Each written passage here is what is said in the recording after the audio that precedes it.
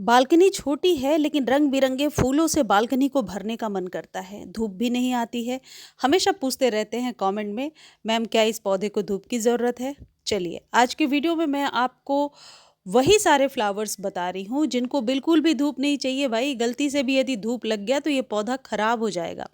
हमेशा मैं ट्राई करती हूँ सिर्फ वीडियो बनाने के लिए और वीडियो पोस्ट करने के लिए ही वीडियो ना बनाऊं, बल्कि इसलिए बनाऊं ताकि ये हेल्प हो सके और लोगों को गार्डनिंग में मदद मिल सके। लेकिन उस हिसाब से रिस्पॉन्स आप लोग नहीं देते हैं मुझे। उस हिसाब से सब्सक्रिप्शन भी नहीं मिल रहा, सब्सक्राइब भी नहीं कर रहे हैं लोग और फॉलो भी नहीं कर रहे हैं, तो पाप लगेगा आप लोगों को। ऐसा बिल्कुल भी ना करें, सब्सक्राइब ज़रूर कर लिए। चलिए जोक्स अपार्ट, ये जो पौधा आप देख रहे हैं ये है बेगोनिया। अभी ही लगाई जाती है, जनवरी फरवरी में 50 रुपीज़ में नर्सरी में मिल रहा है। 3 कलर्स ईजिली अवेलेबल हैं, जाकर ले लीजिए। ये जो पत्तों को रगड़ करके मैं दिखा रही हूँ, ये दिखा रही हूँ कि ये मोम जैसे होते हैं। यदि इनको ज़्यादा धूप में रख दिया तो ये जो पत्ते हैं ये सूखने लगते हैं। तो आपको करना क्या है, यदि आप न्यू गार्डनर हैं तो इसे पॉट में ही लेकर आइए और ऐसे ही अपने बालकनी में रख लीजिए। ऐसे किसी जगह पे रखिए जहाँ पर कि डायरेक्ट धूप ना आती हो। और यदि जनवरी की धूप मिल भी जाए तो कोई बात नहीं, लेकिन जैसे जैसे धूप तेज होगी इसको कंप्लीटली शेड में रखना होगा। कोशिश करें कि रीपॉट ना करना पड़े आपको। कई बार रीपॉट करने से ये पौधे खराब हो जाते हैं और सर्वाइव नहीं कर पाते हैं। वीडियो के अंत में एक खाद बताऊंगी जो सभी पौधे के लिए फ़ायदेमंद होगा। हाँ, थामना पड़ेगा, पेशेंस रखनी पड़ेगी। कई लोग लिखेंगे मैम आप खाद सबसे लास्ट में बताते हो। हाँ भाई, मेरा ये काम करने का तरीका है ताकि इसी बहाने आप लोग टिके तो रहे। इतने मेहनत से मैं वीडियो बनाती हूँ और आजकल वीडियो पे रिस्पॉन्स ही नहीं आ रहा। तो ये बिगोनिया का पौधा अभी आप ले सकते हैं। हालांकि ये परमानेंट पौधा है, लेकिन इसको संभालने के लिए मई जून जुलाई में इसको घर के अंदर रखना होगा। यदि घर में कूलर है, एसी है, तो ऐसे कहीं जगह पे इंडोर रख दीजिए जहाँ थोड़ी ठंडक मिले। ज़्यादा तेज़ धूप से इसकी पत्तियाँ सूखने लगती हैं। पानी इसको बहुत ध्यान से दीजिए। ज़्यादा पानी देने से पौधा खराब हो जाएगा। वीक में एक बार ही पानी दीजिए तो बेहतर होगा। अगला जो पौधा है ये, इसकी पत्तियां ही फूलों के समान है, यानी पत्तियां बहुत ही खूबसूरत रहती हैं। और इसमें जो स्नो वाइट है, स्नो वाइट जो वैरायटी होती है उसमें फ्लावरिंग भी होती है। तो इस पौधे को आप घर में लगाइए, परमानेंट पौधा है और कटिंग के द्वारा ग्रो हो जाता है। एग्लोनिमा की 3-4 वैरायटीज़ अभी नर्सरी पर मिल जाएंगी। ये जो पौधा देख रहे हैं सालों भर रह जाता है और इसको धूप की ज़रूरत नहीं है। यह है कैलेंचो का पौधा। ये हाइब्रिड वैरायटी है। इसमें रेड वाली जो वैरायटी आती है, जो आप कह सकते हैं देसी वैरायटी होती है, वो तो कटिंग से भी बहुत आसानी से लग जाती है। हालांकि इसको भी मैंने कटिंग से ही ग्रो किया है।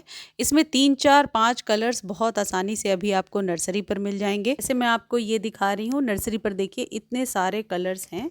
ये 50 रुपीज़ तक में, 50 से लेकर 100 रुपीज़ तक के बीच में मिलेंगे। कोई भी एक ऐसा पौधा लेकर के आइए इसमें जो बहुत गुच्छे वाला हो। लाने के बाद उसे 2-3 गमले में डिवाइड कर लीजिए, तो एक साथ आप 2-3 गमले तैयार कर सकते हैं। बस इस बात का ध्यान रखना है कि पानी नहीं डालना है। पानी डालने से पौधे खराब हो सकते हैं। कैलन कोई छाया में फूल देने वाला पौधा होता है, लेकिन पानी ज़्यादा देने से ये पौधा खराब हो जाता है।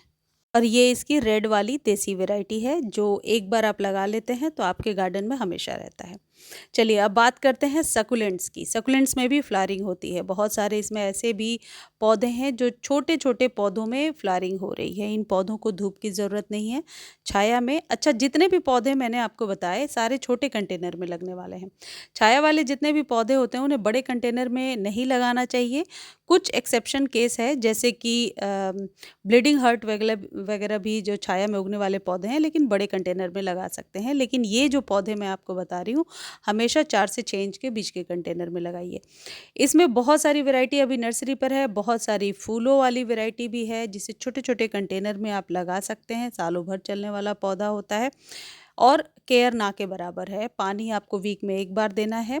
और ये जितने भी पौधे हैं इनको नीम खली वाला खाद देना बेस्ट होता है। एक गमले पर 1 चम्मच नीम खली यदि आप 3-4 घंटे पानी में भिगो देते हैं और फिर उसके पानी को गमले में डालते हैं तो बहुत जल्दी जड़ों तक पानी पहुंच जाएगा। देखिए, इसमें जब ग्रोथ ऊपर की तरफ होने लगती है विष्णु कमल में या लक्ष्मी कमल में, तो नीचे की कुछ पत्तियां सूखती जाती हैं। तो आपको एक चीज़ का ध्यान रखना है कि पत्तियों को नोच करके नहीं हटाना, पत्तियां अपने आप अलग हो जाएं, साइड कर दीजिए। और चूंकि इसकी बहुत शैलो रूट्स होती हैं तो ज़्यादा कुछ आप इसमें नहीं कर सकते, ज़्यादा कैंची भी नहीं लगा सकते और गुड़ाई भी नहीं कर सकते। तो बहुत ध्यान रखना होता है कि कभी भी ओवर वाटर ना हो। पानी ज़्यादा हो जाने की सूरत में इसकी मिट्टी को सुखाना बहुत डिफ़िकल्ट हो जाता है। लेकिन यदि आपके साथ ऐसा हो गया है कि पानी बहुत चला गया है तो एक दिन इसे धूप में रख दीजिए। जैसे ही धूप तेज़ होने लगेगी इस पौधे को आप इंडोर रख सकते हैं, सेमी शेड एरिया में रख सकते हैं। ऐसे जगह रखिए जहाँ इसकी पत्तियाँ सूखें ना। इनको ये जो जितने भी सकुलेंट्स होते हैं इनको जब भी पानी देना है इस बात का ध्यान रखें कि मिट्टी में लगातार मिट्टी में पानी डालिए। इनके ऊपर स्प्रे करने से बचना चाहिए, या एक बार स्प्रे मॉर्निंग में कर भी दिया तो पत्तों से पानी सूख जाए, ये ज़रूर ध्यान देना चाहिए। कई बार ये पौधे जो हैं पत्तों से भी उगाए जाते हैं।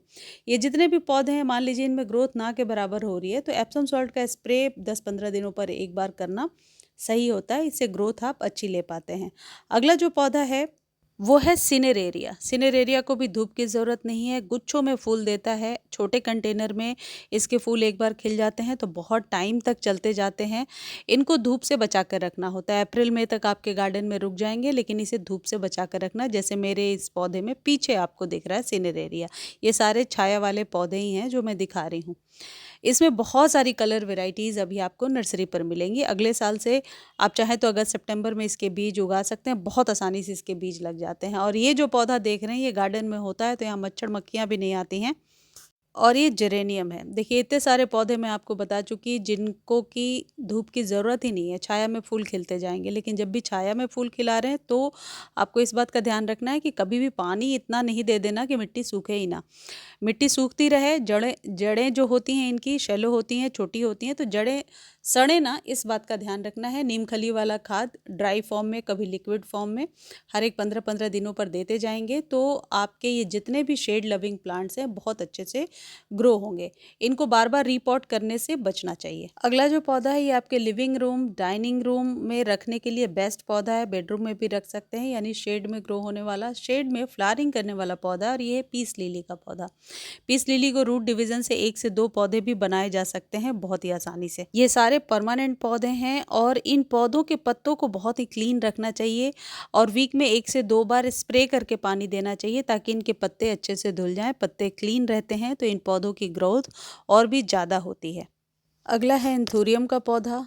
इसे बिल्कुल धूप की ज़रूरत नहीं है, छाया में बहुत अच्छे से ग्रो होता है। इसे मेन गेट पर भी रख सकते हैं यदि अपार्टमेंट में फ्लैट्स में धूप नहीं आती है मेन गेट पर। मैंने भी रखा हुआ है।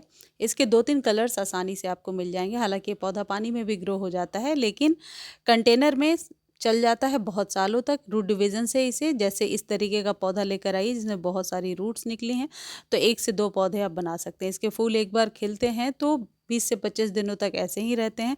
जब फेंट हो जाए, जब आपको लगता है कि मुरझा रहे हैं तो नीचे से जहाँ से स्टेम निकली हुई है वहाँ से उस फ्लावर को कट करके हटा दीजिए। इसे कोकोपीट में लगाने से बहुत ही बढ़िया चलता है, यानी 30% कोकोपीट और बाकी के रेशियो में गार्डन सॉइल और आप नीम खली का मिक्सचर बनाकर यदि लगाते हैं तो बहुत आसानी से आपके गार्डन में ये चलता जाएगा, यानी कि शेड में। मुझे उम्मीद है ये वीडियो आपके लिए हेल्पफुल रही होगी। वीडियो अच्छी लगती है तो चैनल को लाइक शेयर सब्सक्राइब कीजिए और फेसबुक पर देख रहे हैं तो फॉलो ज़रूर कर दीजिए। फॉलो करके शेयर कर दीजिए। किसी प्रकार के खाद को खरीदने का लिंक आप मेरे से मांग सकते हैं। इसके लिए आप उस खाद का नाम लिख दीजिए, लिंक आपको प्रोवाइड कर दिया जाएगा। धन्यवाद।